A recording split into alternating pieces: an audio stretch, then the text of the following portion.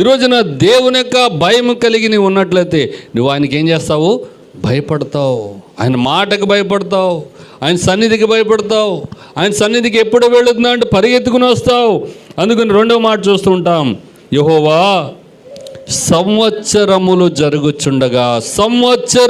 జరుగుచుండగా నీ కార్యమును నూతనపరచు. సంవత్సరాది మొదలుకొని సంవత్సరాంతం వరకు దేవుని కన్నులు మన మీద ఉన్నాయి. దేవుని యొక్క దృష్టి మన మీద ఉంది. దేవుని యొక్క కరుణా కటాక్షం మన మీద ఆయన ఉంచడానికి ఇష్టపడుతుంటే మనం ఏం చేయాలంట? ఫస్ట్ వన్, ఆయనకు భయపడండి.